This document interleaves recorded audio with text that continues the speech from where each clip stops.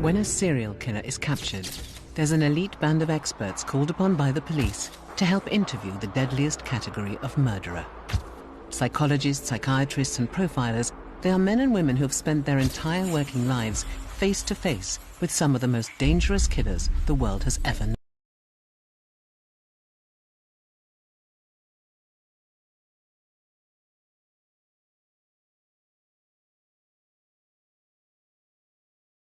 Was this monster who picked up like these altar boys along the street and swatted them like flies. I said, this is ludicrous. I am sorry for all the pain that my actions have caused.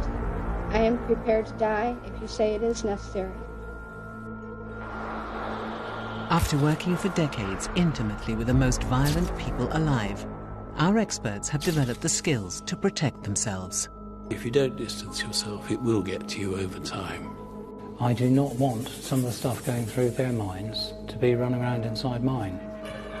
Every time that you are called upon to do it, you have to take a deep breath and you have to go back into that darkness. Now, for the first time, these experts have come together to see if there are any common factors in the lives of serial killers that have pushed seemingly ordinary men and women to commit this most heinous of crimes. I don't believe anyone is born a serial killer. We need to know the motivation and what they're getting out of it. What's feeding their fetishes? Lack of love, lack of family bonding, lack of affection, punishment.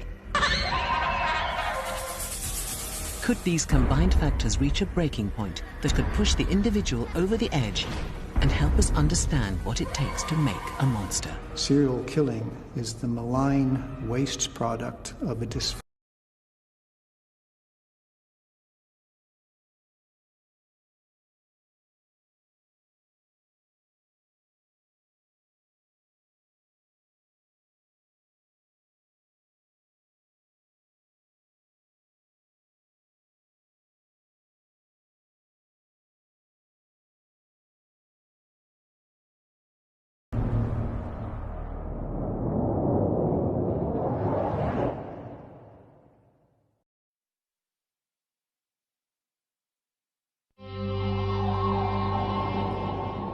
In December 1978, the Chicago Police Department made a shocking discovery.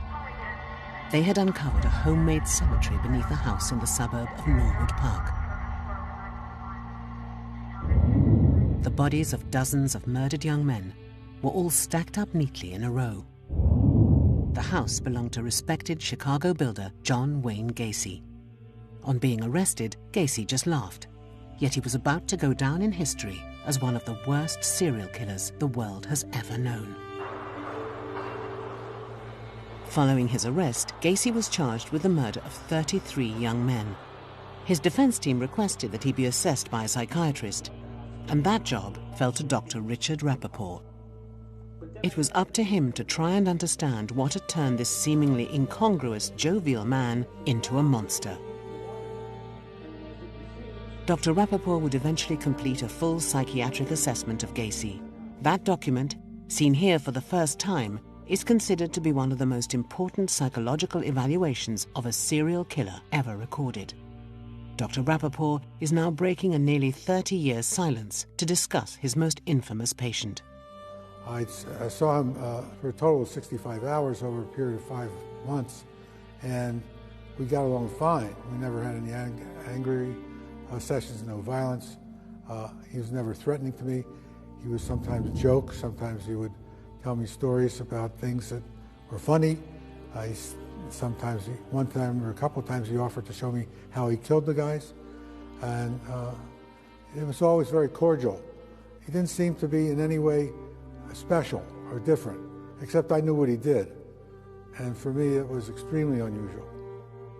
Gacy told Dr. Rappaport that he had never considered himself to be a serial killer and was appalled to be given that label.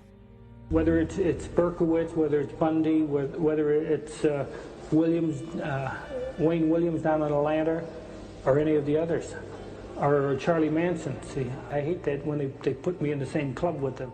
This is the first time Dr. Rappaport has seen any footage of Gacy since he last saw him on death row almost 30 years ago. Well, I have to say it was amazing to me. I felt like I was with him again. It was so real to me. And I recall better than ever how he was when I saw him, because he spoke just like that. Mostly he was trying to convince me of something. He was trying to present himself as a good person. He was trying to say, you could think of all these negative things about him, you could think of all these negative acts about him, but yet he's telling me it wasn't him that did anything. They got the wrong guy. Dr. Rappaport remembers Gacy enjoying their sessions, but also viewing them as something of a game. I think most of his stuff is taunting you. I think he's mostly trying to keep you interested in him and satisfy your curiosity and bring your attention to him, and yet he's not guilty of anything. During their many meetings, Dr. Rappaport felt Gacy had convinced himself that everything he said was the truth, that he'd come to believe he was innocent, even though the evidence would prove he had murdered 33 young men. I mean, he's not putting on an act. It looks like an act, it amounts to an act, but it's part of him. But where had this monster come from? To try and answer that, during their sessions, the doctor would ask Gacy to take him back to his childhood, where he was born, in an upper working-class neighborhood of Chicago. His parents had had him late in life, in March 1942. One psychologist who believes that the secrets to Gacy's evolution as a serial killer lies in his upbringing and childhood is Dr. Eric Cullen. As principal psychologist at Her Majesty's Prison, Wakefield, Dr. Cullen interviewed hundreds of murderers. The case of John Wayne Gacy holds a particular interest for him. He believes Gacy would go on to become in many ways the prototype for the modern American serial killer. And that by going back to the beginning of his life, we can understand the key trigger points of what drove him to commit such heinous crimes. The starting point of any attempt to understand this man has to begin with his name, John Wayne. His father, who was a soldier who fought in the First World War, who was a car mechanic, who was born and raised in the great American Midwest, named his first son after an American icon. Ladies and gentlemen, I recently finished a motion picture that was filmed on a far location.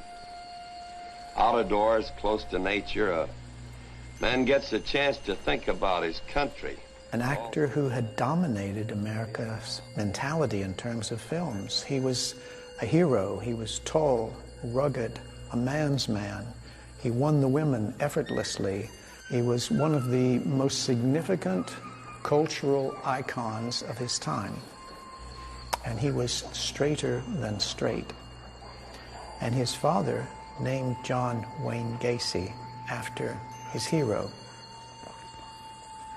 And John Wayne Gacy was a short, fat, sickly mother's boy. And worse than that, he was a homosexual. But not in America in the 1940s and 50s and 60s. Not in the Midwest. You weren't a homosexual, and you certainly weren't gay. You were a sodomite. His father treated him very badly. His father was an abusive, tyrannical, alcoholic, domineering man, constantly judging Gacy, and Gacy was constantly falling short. You can see this throughout his childhood. And that process means he never had a chance.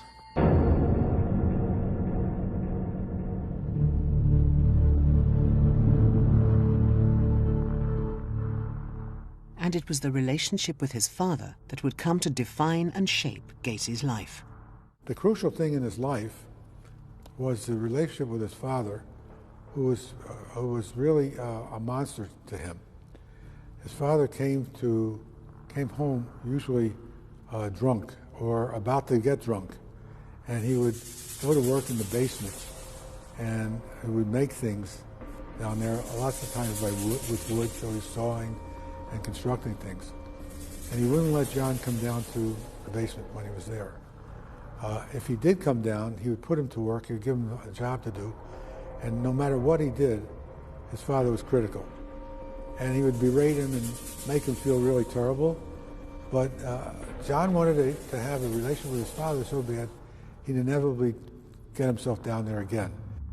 Young John was made to feel inadequate and ashamed for not living up to his father's expectations. He would come to associate these feelings of personal failure with the violent beatings he suffered at the hands of his father in the realm of the basement.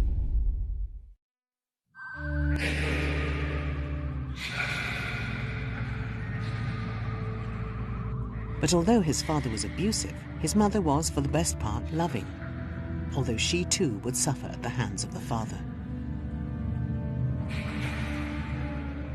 He liked his mother a lot because she was a lot less punitive to him. She was a soft person, and he started to like his mother to the point of taking her underwear and wearing it sometimes. He liked it because it was silky and smooth and soft. And he contrasted that with his relationship with his father, which was hard and punitive.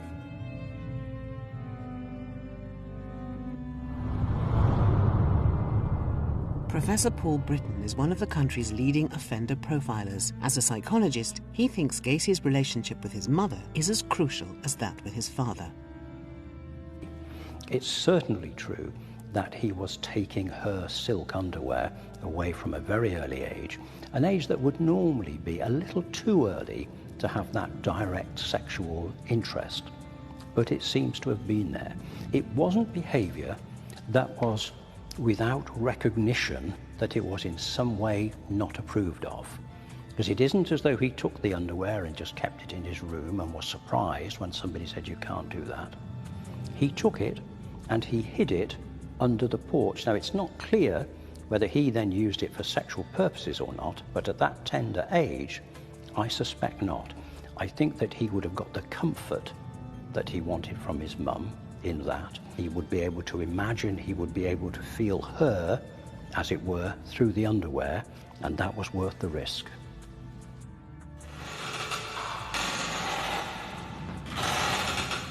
Right up until his teenage years, Gacy would suffer physical abuse and humiliation from his father. When he turned 18, Gacy left home in search of work and a life of his own. But given his twisted upbringing, he found it difficult to form new relationships, and instead found comfort in the macabre.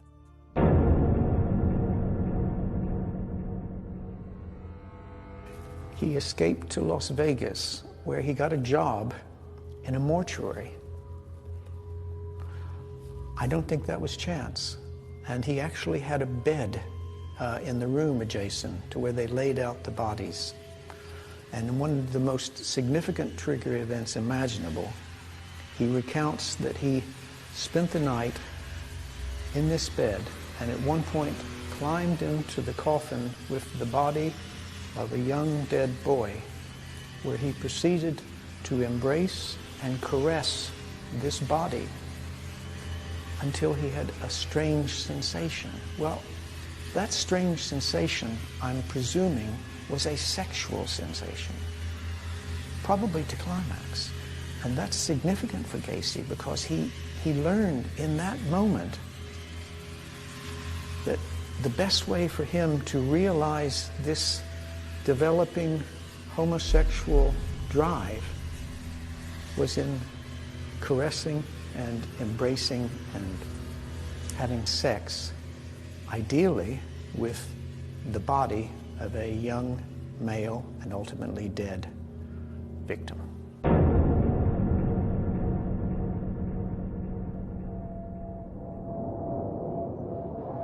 When the bright lights of Vegas dimmed for Gacy, he left his job at the funeral home and traveled north, where he sought work on building sites.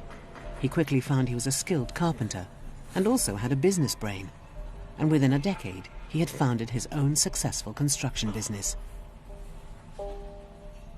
In 1964, he married fellow Chicagoan Marilyn Myers and took on a family life. On the surface, he seemed the embodiment of respectability and indeed the American dream. But beneath the surface, Gacy was fighting to control his demons. Gacy, I think, was struggling violently and valiantly to create a heterosexual life, a public life as well for himself, even to the extent of having a wife and 2 children. But he was also at the same time indulging in his private personal horror of having sex, so that he was still having homosexual encounters, one of which he was caught. And this is another very significant trigger experience in his life. Gacy attempted to seduce a series of young men who worked for him on his construction sites. He would use the lure of money and alcohol to get his way.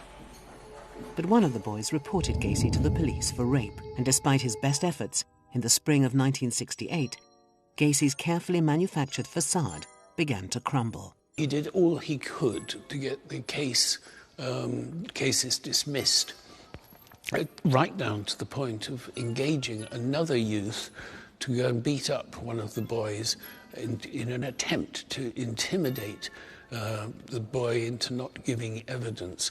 That came to light. The boy who was engaged to do the beating up told all, and of course those 2 cases were turned into convictions for sodomy. He was sentenced to 10 years in prison.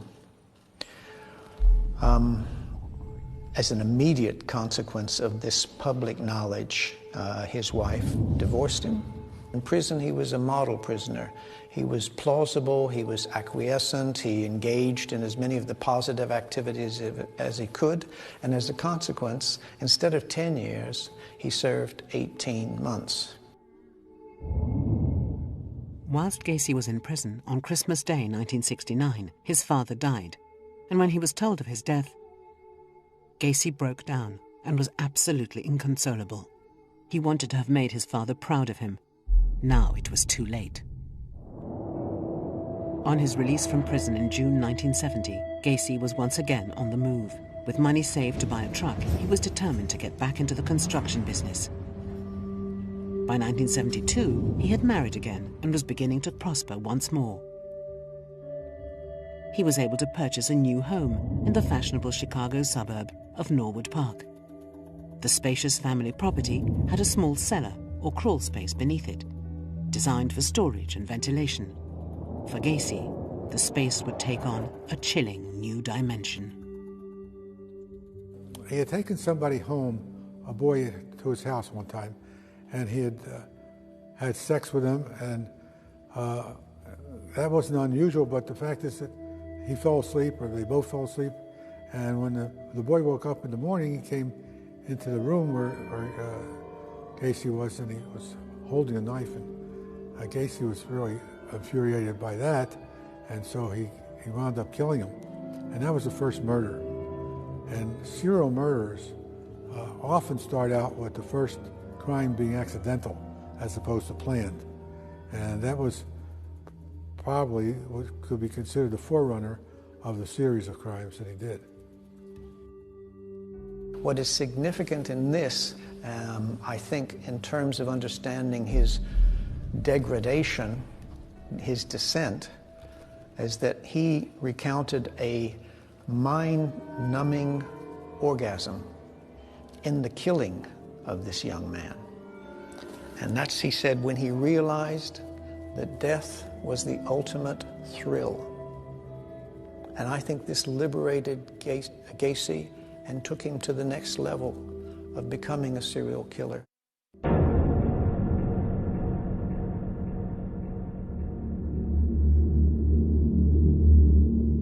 After his first murder in early 1972, Gacy put the body under the crawl space. Shocked by what had happened, he threw himself into the role of being a pillar of the community and a good father to his 2 stepdaughters, thinking it would be something positive to put his energies into and also deflect from his crime. I always felt that service to community and community service to others, you know, in my religious background, I felt if you serve other people, it'll come back to serve you. I don't think people who are serial killers start out thinking that they're going to kill more than one person. And then as they go along, I don't think they anticipate more and more and more. But I do think they plan them after they've stopped for a day or a week or a month, whatever it is, because of the satisfaction to get. Perhaps the most chilling example of Gacy's double life was his most colourful creation, Pogo the Clown. Gacy would dress up to entertain at parties to raise money for the children's ward of the local hospital. But his real intentions were far from charitable. He did tell the FBI, in regard of his working as a clown, that he got a kick out of everybody thinking he was such a nice guy as a clown, when in point of fact he was having ulterior motives, having children bouncing on his knee and stuff like that.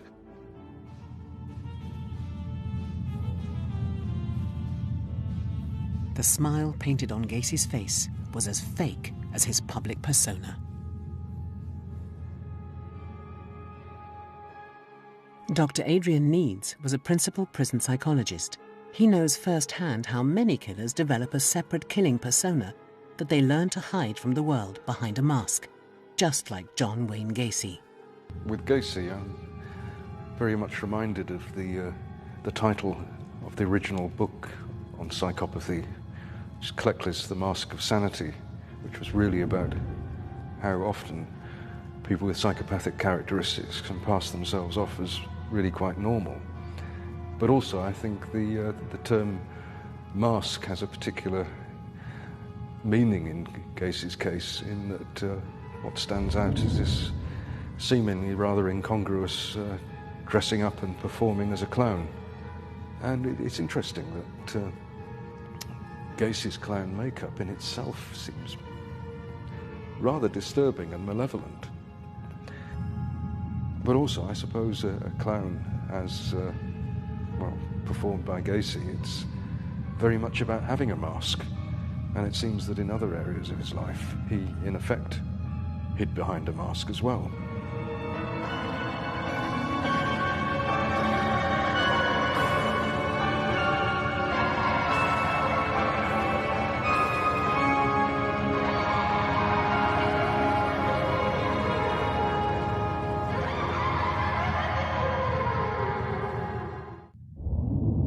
Gacy was by now beginning to feel invincible and that he could get away with anything, including murder. Almost 2 years after his first killing, Gacy would claim his second victim in 1974. But like a number of Gacy's victims, he would never be identified. By the winter of 1976, the crimes were about to escalate beyond anything ever seen in the United States. Like most serial killers, Gacy targeted a very specific and vulnerable group of individuals. In this case, young men, some of whom were runaways or were struggling with their sexuality during an era when it was difficult to be openly gay. Many of these men had been offered jobs on Gacy's construction sites. But his seeming benevolence quickly turned to abuse. It's certainly the case that Gacy would have, if you like, selected his victim group because they were vulnerable, because they were available. It's the same as other serial killers who target prostitutes, working girls. They are easy to get at. The young people that Gacy took were vulnerable, they were easy to persuade, they were easy to draw into his orbit, they may have previously been abused, so they're easy, relatively low risk to get at. Gacy developed an MO that began with getting his victims plied with drink and even drugs. Once behind the closed doors of his home, he would quickly make moves to have them completely under his control. He would con them into playing an escapologist trick that he perfected at parties as Pogo the Clown. Offering a pair of handcuffs, he would dare the young man to slip them on as part of a trick, but there was no trick. Now restrained, Gacy could overpower his victims.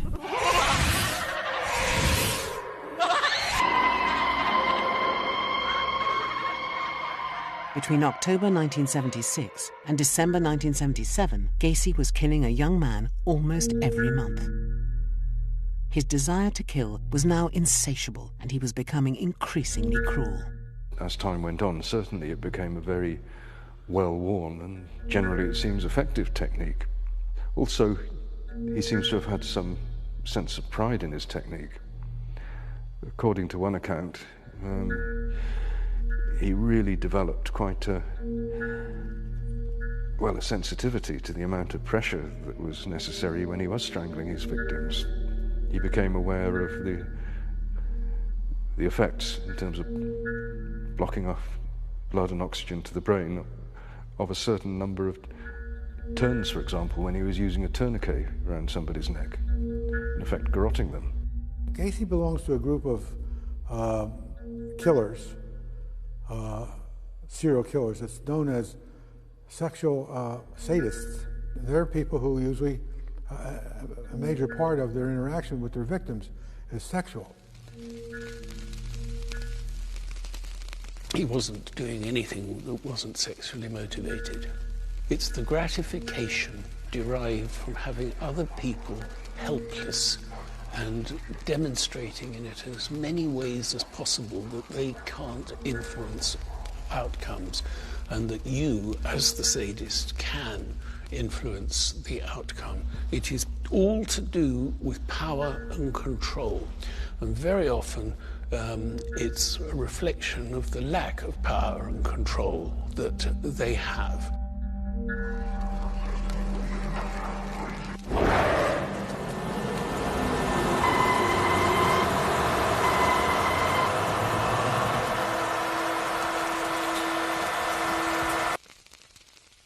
Gacy rendered the boys helpless, which then allowed him to enact all manner of torture on them, including burning them with cigarettes and acid. Dr. Richard Shepherd is one of the UK's leading pathologists and has studied the autopsy findings relating to the injuries inflicted upon Gacy's victims, including acid wounds to the eyes.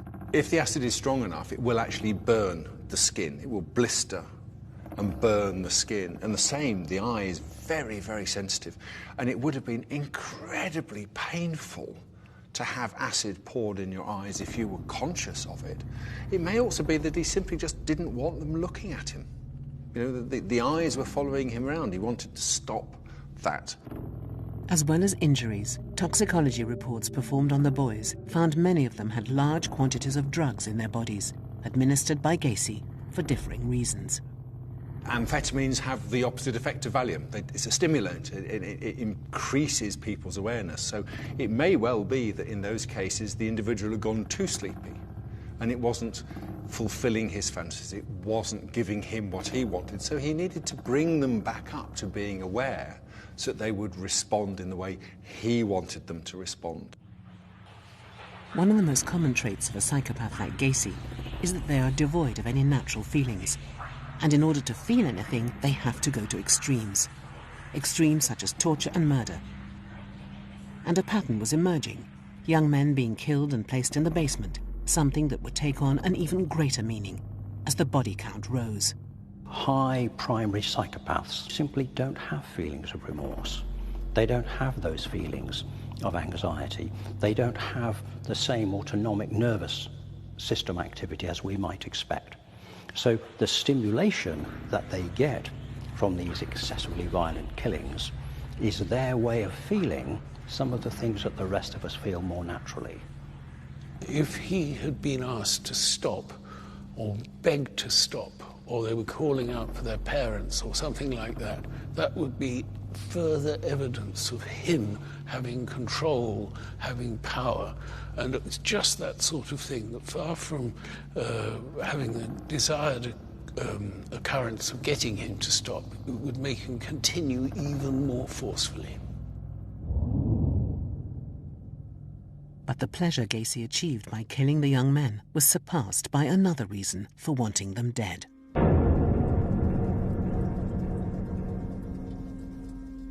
The boys concerned were everything he would like to have been. Slim, young, attractive, good-looking, all of these. And he wasn't. He was short and fat and was acutely conscious of that and couldn't possibly acknowledge it. So what did he do? He would kill the thing he wanted to be because he couldn't get it himself. All of our experts are in agreement that there is one factor above all else that dominates Gacy's desire to kill: the complex relationship that he had with his father. He identified with the aggressor. He identified with his father. So to him, he was like his father. He was going to be like his father, who was the one who was so brutal to him.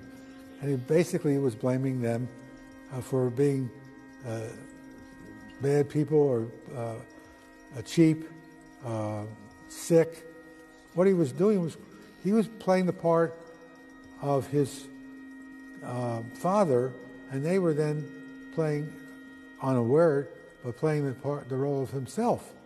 So he was killing himself, essentially.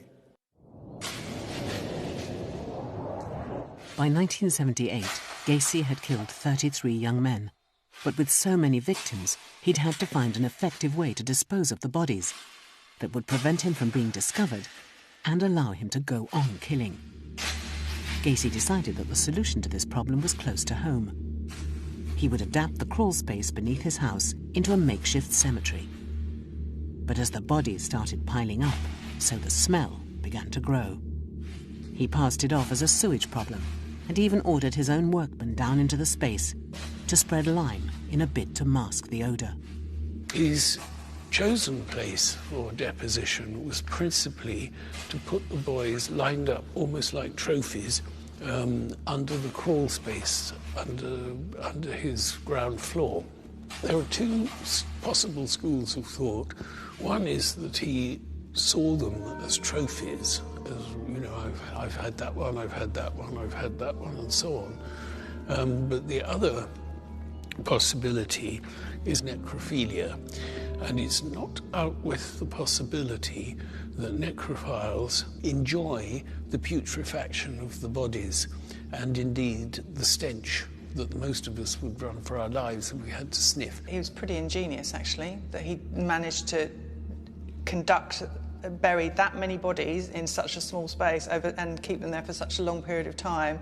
And he was being very rational, because what he was clearly trying to do was make sure that it wasn't discovered. He was trying to destroy the bodies, destroy any odour that may come from them, and actually really thinking through what he needed to do in order to adapt that space under his house to a cemetery, if you like, which obviously it wasn't designed for, and he managed to do it. And even when people would comment on the slightly odd smell that was coming up from the floorboards, he'd just blame it on damp, and they believed him. He was pretty much untouchable, Gacy, because he had such a respectable guise under which he hid, to the point, you know, it seems ridiculous when you think about it, that, you know, he'd rub shoulders with politicians and so on and so forth. He manipulated his way into positions of authority within the community deliberately, I believe, in order to disguise what he was doing and make it absolutely just unbelievable that he could be capable of this. So he created the absolute perfect guise to conceal what he was doing. In 1978, the police were called to Gacy's house following reports of screaming and a disturbance. Unbeknown to the authorities, they were the sounds of Gacy killing his last victim. As officers entered his home, they were overwhelmed by the foul stench emanating from beneath the floor. Within hours, the property was swamped with a forensics team who started excavating the basement and making grisly discoveries. The body begins to decompose, partly because of its own internal enzymes, these chemicals that destroy cells, but then there are the bacteria in the body, then there's the invasion of other things like insects, maybe blowflies, and then the maggots, and other forms of things that just will destroy the body and the soft tissues of the body at a pace that's unique for where that body is lying. If bodies are buried deep, as we do in a standard normal burial, there is no smell emanating from them because they are so deep. It's a relatively airless, oxygenless situation, and the bodies will decompose at a relatively slow rate. Gacy's problem, in a sense, was that he stacked them so deep, 5 or 6 deep, and the ones near the surface would have been the ones that the smell was still emanating through the cover.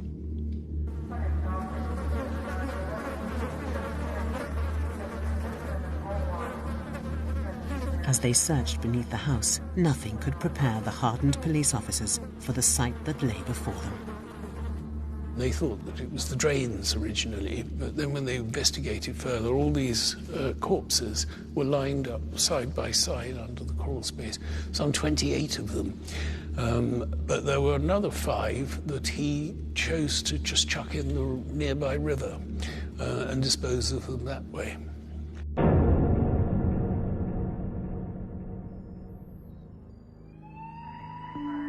Gacy returned home to find his house was swarming with police. He was quickly arrested on suspicion of murder.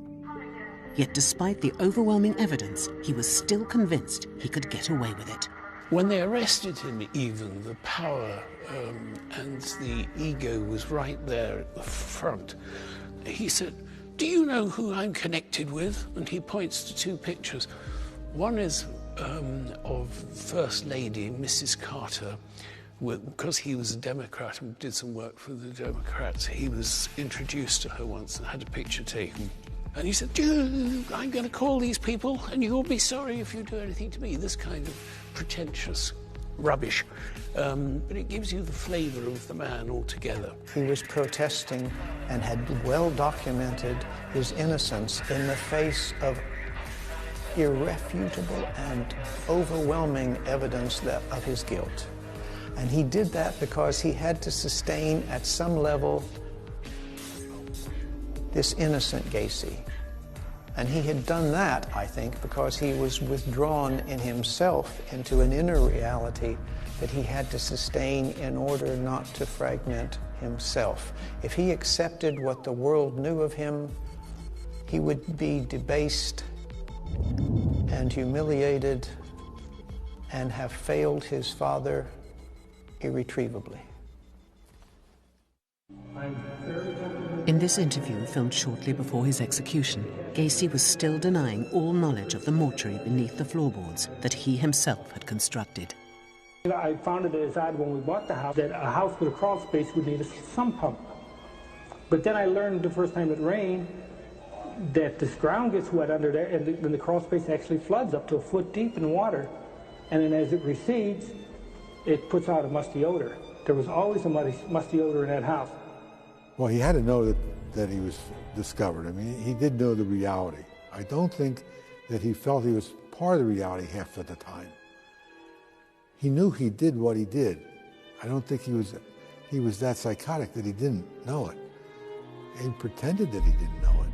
He acted as if he didn't know it. Not just because he was captured and was in prison, but because it wasn't fathomable, it wasn't tolerable to consider that he had done this horrible thing. I mean, yeah, it's a form of denial, rationalization. Gacy was a sexual sadist of the most extreme kind. But had he been identified as a risk early on and given therapy in 1968 when he first began offending, could it have prevented him from becoming a serial killer? There isn't a way of dealing with people who are sadists, be they sexual or non-sexual. Yes, you can have victim awareness classes and all of that, but the point is, to the extent you're making the sadists aware of the victim's feelings, you're going to further enhance the likelihood that they're going to continue being sadists because they want to have the full experience of it.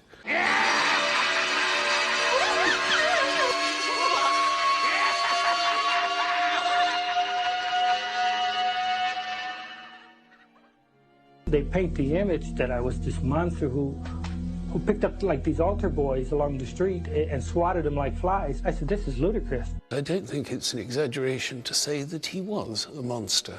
I know we're not allowed to use that sort of parlance, but if somebody can tell me how snuffing out the lives of young men in their early teens 33 times, brutally, sadistically hurting them, well, if that doesn't make people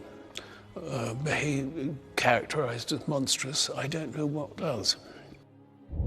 Until the very end, Gacy refused to express any remorse. In fact, he even taunted his victims' families with his black sense of humor. That one mother that gets on television all the time who thinks I should be given 33 injections, I think she ought to take 33 Valiums and go lay down.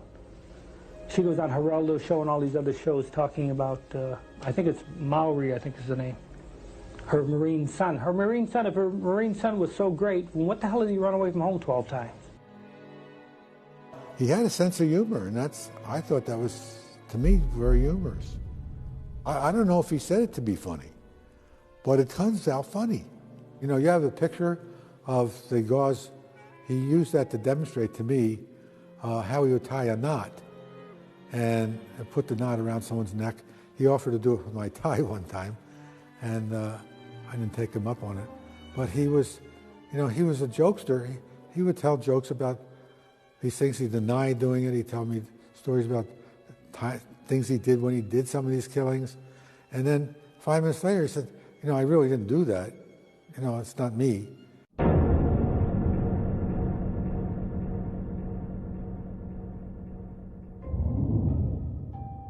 Another inescapable part of Gacy's story as a serial killer is the question, if he had not felt forced to repress his sexuality, would he have flourished and found normal, loving relations with the same sex? If he had really grown up in an era where homosexual interests were not seen as deviant and not stigmatized in such a way as they were when he grew up, he might have been able to adapt more successfully. But also, it seems from an early age, well, he had a very dysfunctional upbringing, and it really seems that he grew up lacking empathy and consideration for others, because certainly from his father he hadn't been shown much empathy. He was used to being berated and physically abused. When your father wants you to be something, and it means so much to you, and you admire your father, and you respect your father throughout what he did to him. Gacy never raised his hand to his father. He accepted his father's judgment as far as he could. He can't abandon that. He wanted his father's approval. There's something enduring and indestructible in human nature. And he carried that with him, not just to his father's death, but to his own. If people don't want to know the truth and the honesty of it, if they want to be convinced or brainwashed into what they believe, then fine, then go ahead and kill me. But vengeance is mine, saith the Lord, because you will have executed somebody that didn't commit the crime. The last time I saw him was in death row. He was still the same. His anxiety level was not there, not evident at any time that I saw him. He never sounded like he was worried. And as far as he was concerned, they would figure it out, I guess, that he didn't do it sometime. And especially, you know, when he said he wouldn't be anxious until they put the needle in, that I think that was true for him. I think he said something once about being the last victim. He'd be buried as the last victim of his father. Yes.